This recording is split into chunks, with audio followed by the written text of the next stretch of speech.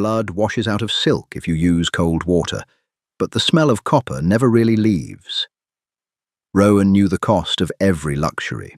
Yet, standing in the doorway of the city's most sterile, exclusive restaurant, it wasn't the scent of money that grounded him. It was cheap vanilla.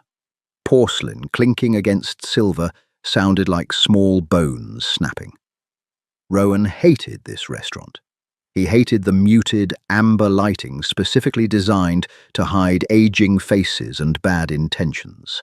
He hated the soft jazz that played at a volume just low enough to ignore, and he absolutely despised the way the air smelled heavily of truffle oil, oxidized wine, and desperation. He handed his heavy cashmere coat to a host, whose smile felt painted on. Rowan didn't smile back. He didn't have to. At 32, he controlled the city's northern shipping lanes, 3 underground casinos, and the silence of half the district attorneys. Ethnically Korean, his late father had stamped him with a name that sounded like old European money, hoping it would act as a shield in the Western underworld. Rowan. It didn't shield him. It just made the blood on his knuckles feel more ironic when he washed them in imported marble sinks. Across the expansive dining room, Beatrice sat at a corner booth. She was tonight's obligation, blonde, draped in plunging emerald silk, sipping a dirty martini with practiced hollow indifference. Her father owned a federal judge Rowan needed in his pocket before the end of the month. This wasn't a date. It was a corporate acquisition disguised as romance. Rowan took a slow step toward her. His bespoke leather shoes made no sound on the thick, sound-dampening carpet. His chest felt tight, a familiar, suffocating boredom creeping up his throat. Every night was a variation of this exact script. Then a glass shattered. It wasn't a delicate tinkling sound. It was a violent, sharp crash that sliced cleanly through the low hum of pretentious conversation, followed instantly by the wet splatter of liquid on hardwood. Harper stared down at the mess of gin, crushed ice, and jagged crystal near the edge of Section 4. The ache in her arches throbbed in time with her heartbeat. It was a deep, bone-aching pulse that started in her heels and shot straight up her calves. 12 hours into a double shift, her patience was entirely evaporated. "Watch where you're standing, girl." The man who had backed his heavy frame into her tray, a bloated executive sweating through a tight wool vest, didn't even look apologetic. He flicked a dismissive glance at her plain uniform, assessing her worth in a fraction of a second, and clearly found it lacking. Harper didn't flinch. She didn't cower. She was 26, black, and entirely out of emotional currency. The relentless humidity bleeding out from the kitchen doors had long ago defeated the edge control she'd carefully applied that morning. She could feel a single bead of sweat tracing a cold line down her spine beneath the stiff, starchy fabric of her shirt. She smelled like industrial sanitizer, stale espresso grounds, and the cheap vanilla lotion she bought at the corner drugstore to keep her knuckles from cracking under the constant hand-washing. "You stepped backward, sir," Harper said. Her voice wasn't loud, but it was incredibly flat. It was utterly devoid of the sugary customer service cadence management demanded. "I was stationary." The executive bristled, his face flushing a blotchy red. "Excuse me." "The glass." Harper pointed a long brown finger at the puddle on the floor, her dark eyes locking onto his with heavy, unblinking exhaustion. "You broke it. Don't step in it. I'll get a broom." She turned her back on him. It was a micro-rebellion, a tiny refusal to shrink in a room designed to make people like her feel small. Rowan had stopped walking. He was 20 feet away, frozen in the main aisle. Beatrice was waving a manicured hand from the corner, her diamond bracelets catching the light. But Rowan didn't see her. He was watching the waitress. He noticed the way she moved. Heavy, deliberate, real. There was zero performance in her posture. Every woman in his world tilted her head, softened her voice, and curated her expressions to match whatever room she entered. This woman just looked profoundly tired and intensely annoyed. Her dark skin caught the dim amber light of the chandeliers, highlighting the tight, furious set of her jaw. Rowan felt a strange, uncomfortable pulling sensation in his gut. It wasn't desire. Not yet. It was gravity. He was completely untethered in a room full of fake smiles and calculated alliances, and this waitress was the only solid object in the building. The executive took an aggressive step forward, crunching a piece of glass under his heel. "Get your manager." Harper paused, turning her head slightly over her shoulder. She let out a long, slow sigh. It was a sound that carried the crushing weight of overdue rent, a broken radiator in a cramped apartment, and the sheer, mind-numbing absurdity of dealing with overgrown toddlers in expensive suits.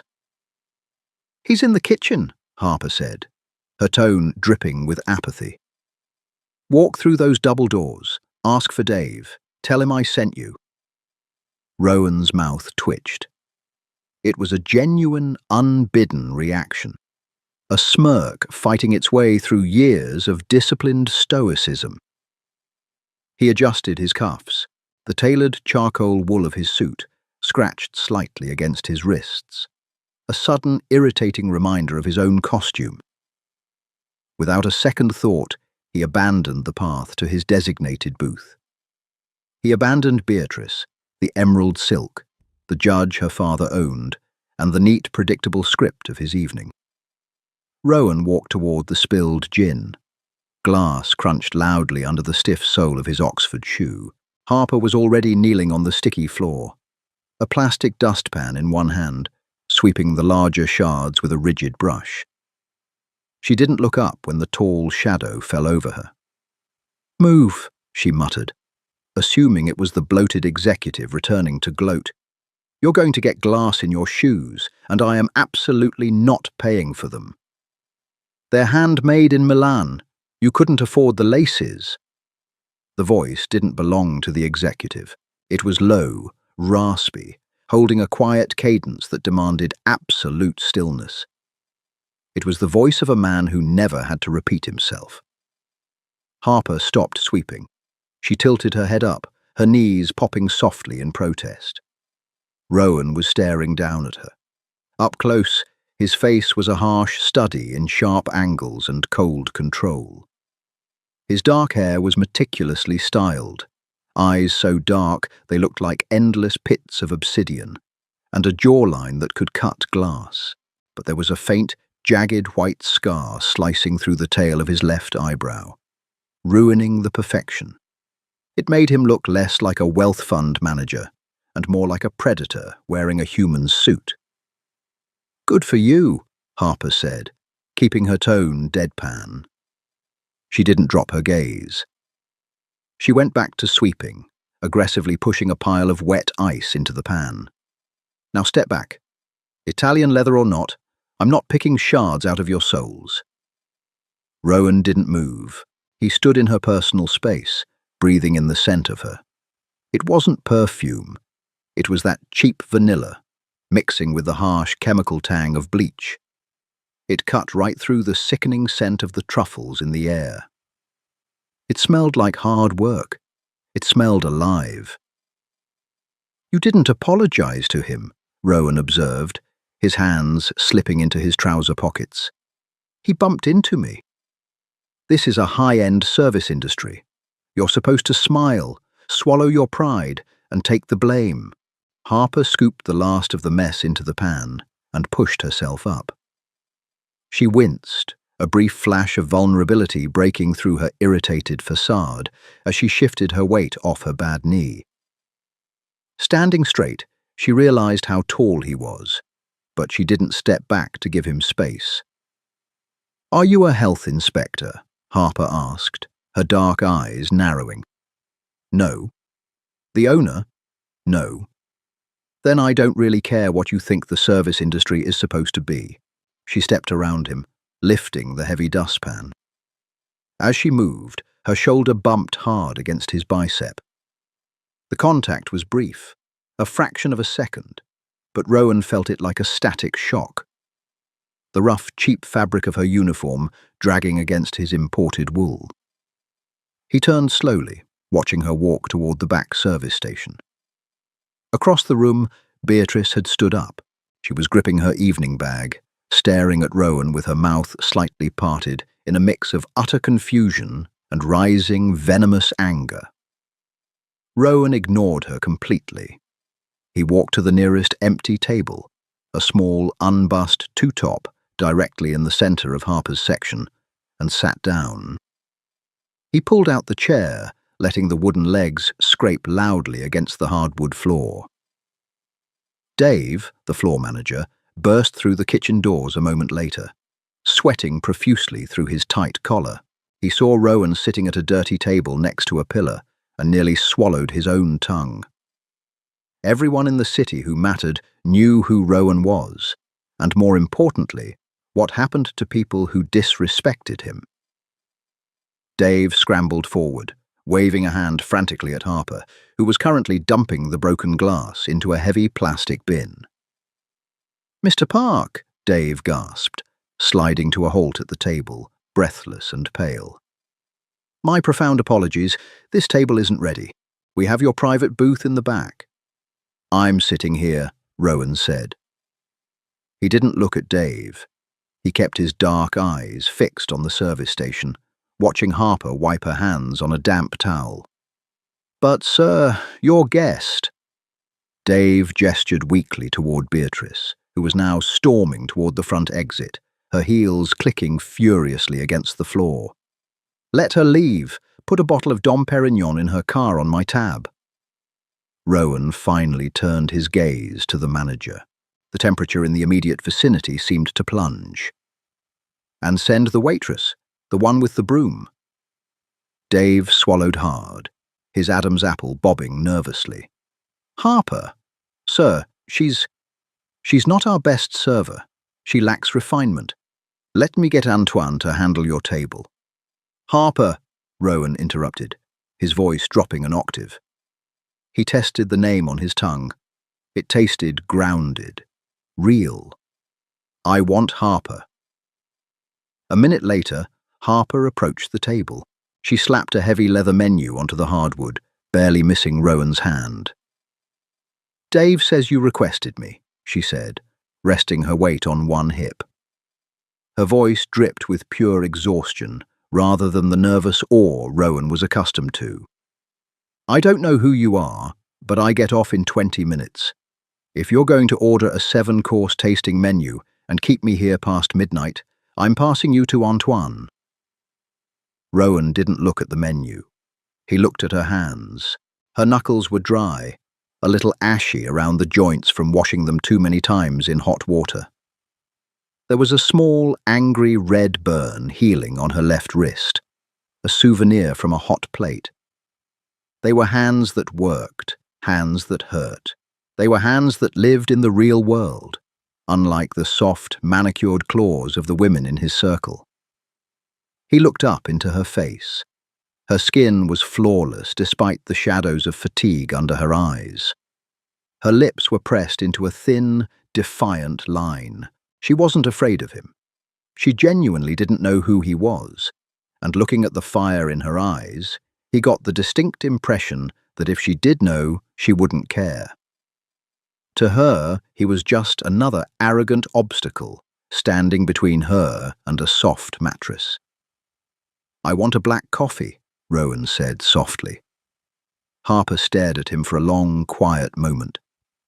"It's 9:30 at night. In a Michelin-starred restaurant.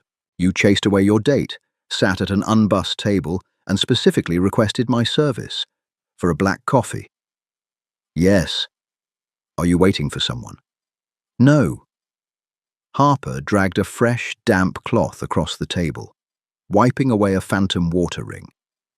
She shook her head slightly, muttering mostly to herself. "You rich people have a sickness in your brains. It's a genuine pathology. You just like wasting people's time because you can." Rowan let out a short, rough bark of laughter. The sound shocked him. It felt foreign in his throat, like rust scraping off metal deep in his chest. He hadn't genuinely laughed in over a year. Harper paused, her hand freezing on the table. She looked at him as if he'd just grown a second head, her brow furrowing in deep suspicion. She threw the towel over her shoulder, breaking eye contact. "Fine. 1 black coffee. $5, she said, turning on her heel. "Try not to break anything while I'm gone." As she walked away, Rowan leaned back in his chair. The ambient noise of the restaurant, the clinking silver, the dull jazz, the low hum of conversation, rushed back into his ears, but it felt entirely distant now. The heavy, suffocating boredom that usually wrapped tightly around his throat had loosened. For the first time in a very long time, Rowan felt entirely awake. Coffee arrived in a thick, unbranded ceramic mug, sloshing slightly over the rim and pooling in the saucer. Harper didn't offer a napkin. She dropped the check face down next to the cup, the cheap paper instantly soaking up a stray drop of dark roast. "We close in 10, she said, her voice dropping its combative edge, replaced entirely by hollow exhaustion. "Leave the cash on the table.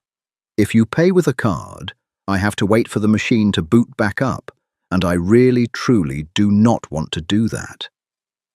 Rowan looked at the dark, bitter liquid. Steam curled off the surface, carrying the scent of burnt beans and stale diner grit. A stark contrast to the $500 bottles of wine being uncorked 20 feet away. He reached into his breast pocket, pulling out a crisp $100 bill. He placed it on the damp table, sliding it gently toward her. Harper stared at the bill. Benjamin Franklin's green face mocked her from the polished wood. She didn't reach for it.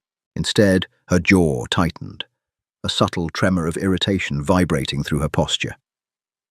"The coffee is $5, she stated, her tone flat. "I don't have change for 100.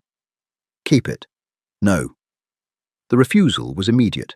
It wasn't born of noble pride, but of deep, cynical survival. Money like that in this neighborhood always comes with a string attached, a favor, an expectation.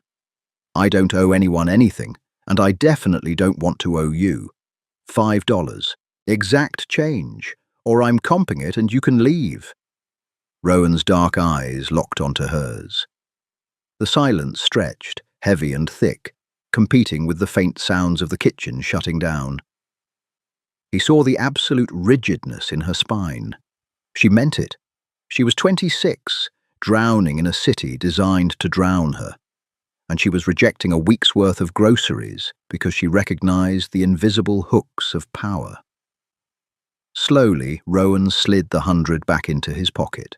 He dug into his trouser pocket and produced a crumpled $5 bill, smoothing it out on the table.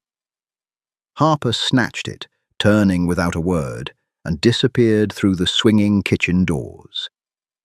Midnight hit the city with a cold, unforgiving drizzle.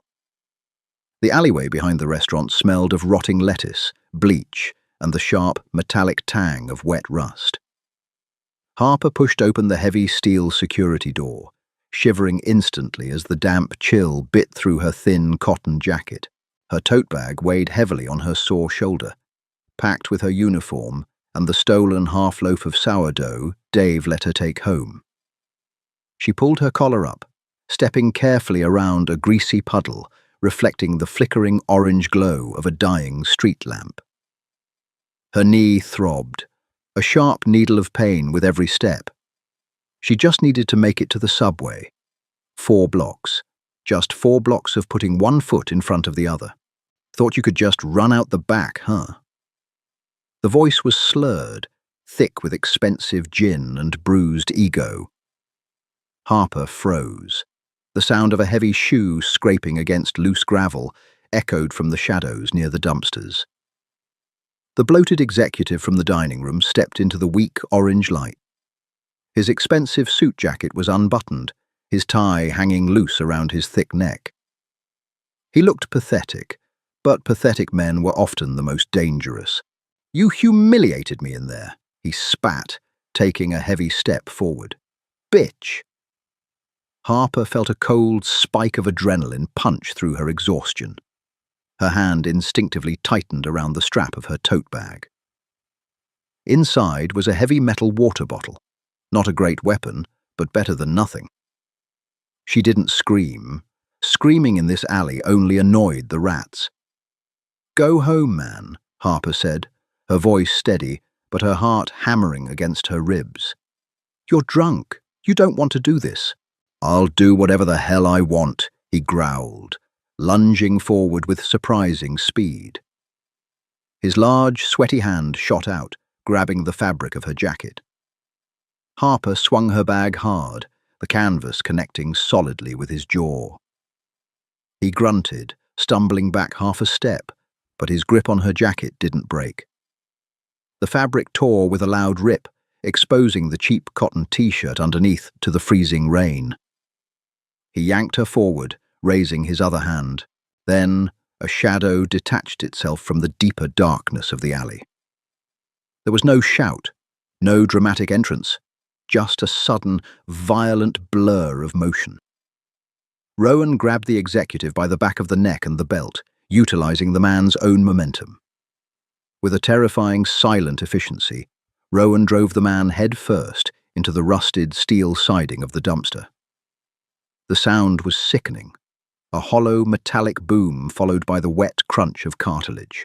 The executive dropped like a stone, collapsing into the greasy puddles, utterly unconscious. Blood immediately began pooling around his nose, mixing with the oily rainwater. Harper stood frozen, chest heaving, the torn edge of her jacket flapping in the cold wind. She stared at the unmoving body, then slowly lifted her eyes to the man standing over him. Rowan stood perfectly still. His charcoal suit was immaculate. He wasn't breathing hard. He calmly reached into his pocket, pulled out a pristine white handkerchief, and meticulously wiped a single drop of blood off his knuckles. "You followed me," Harper whispered, the words tasting like copper and cold rain. It wasn't a question. "Yes."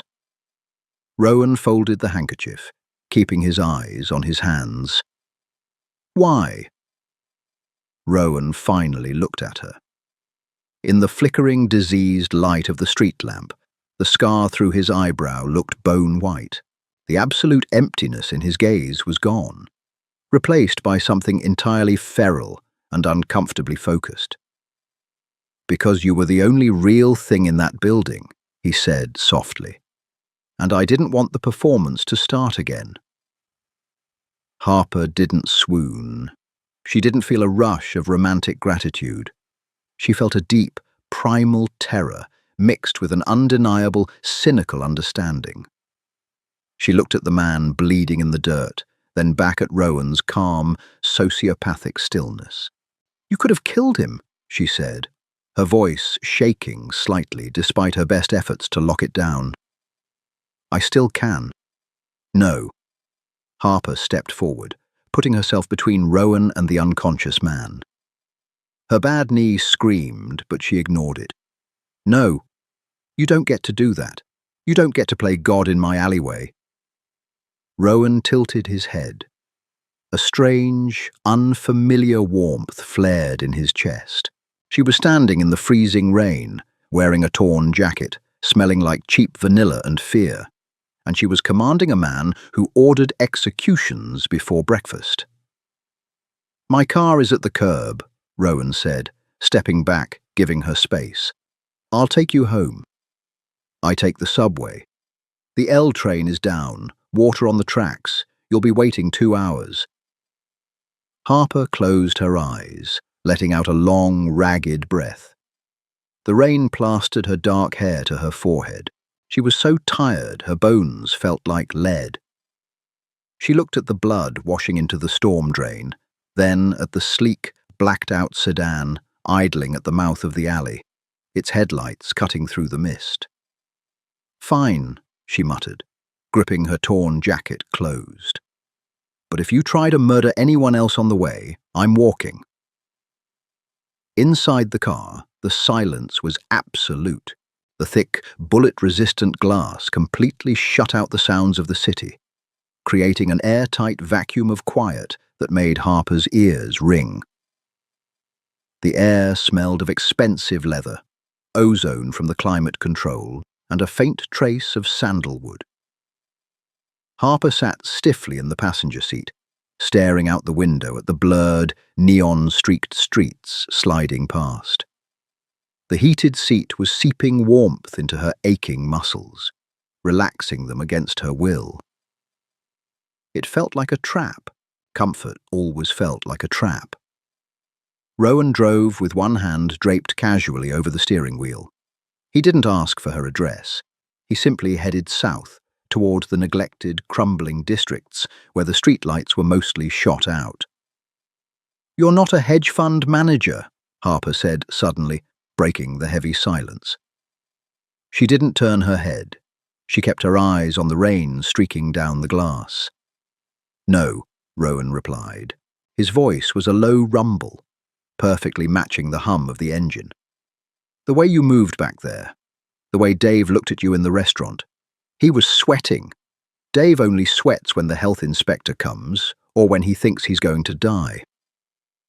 She finally turned, her dark eyes pinning him in the dim dashboard light. "Who are you?" "My name is Rowan." "That's a name, not an answer." Rowan slowed the car, turning onto a narrow, pothole-riddled street, lined with towering, decaying brick apartment buildings. Trash bags piled high on the curbs, bleeding dark, foul-smelling liquids onto the cracked pavement. "I manage imports," Rowan said, his tone carefully neutral. "And exports. Sometimes people disagree with my methods." "You're a mobster." She said it bluntly. No gasp, no dramatic hesitation. Just a factual statement, categorizing the danger sitting 18 inches away from her. Rowan's grip on the steering wheel tightened slightly. "I am a businessman who operates outside the conventional margins." Harper let out a sharp, cynical laugh. It bounced harshly off the soundproof glass. "Margins, right. You break faces in alleyways and wear suits that cost more than my annual rent. But sure, let's call it margins." She turned fully toward him, pulling her knees up slightly onto the leather seat, a defensive posture. "Look, Rowan, I appreciate the ride. I really do. But I live in the real world. I pay my rent late, I buy my lotion at the pharmacy, and I smell like bleach. You live in a world where blood washes off marble floors. Don't play games with me. I don't have the energy for it." Rowan pulled the car to a smooth stop outside a towering, miserable-looking brick building. The front door was missing its glass, replaced by a piece of heavily splintered plywood. He put the car in park but didn't unlock the doors.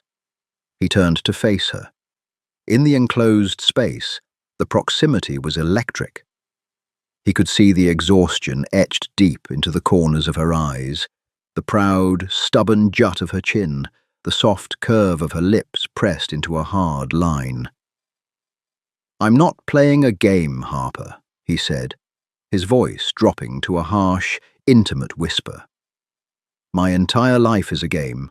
Every conversation is a negotiation. Every smile is a threat. Today, I sat in a restaurant surrounded by ghosts, and you were the only living, breathing person in the room." He reached out, slowly, deliberately. Harper flinched slightly, but didn't pull away, as his large, warm hand gently touched the frayed, torn edge of her jacket collar. His thumb brushed against her collarbone, a fleeting, burning touch. "I don't want to fix your life," Rowan continued, his obsidian eyes locking onto hers, stripping away the gangster, the boss, the monster, leaving only the profoundly tired man underneath. "I know you don't need saving. You swing a heavy bag, But I want to see you tomorrow. I want to drink burnt coffee and pay exactly $5 for it. I want to sit in silence with someone who doesn't want anything from me." Harper stared at him. Her heart was beating a frantic rhythm against her ribs, entirely out of sync with her cynical mind. She saw the brutal truth in his eyes. He wasn't offering a fairy tale. He was offering a shared trench in the war of existence. She looked down at his hand, still resting near her collarbone. His knuckles were slightly bruised from the dumpster. "I work the morning shift tomorrow," Harper said, her voice barely above a whisper. 6 a.m. to 2 p.m. "I'll be there at 2. I smell like industrial sanitizer." "I'll buy you a different lotion, or I won't. I don't care."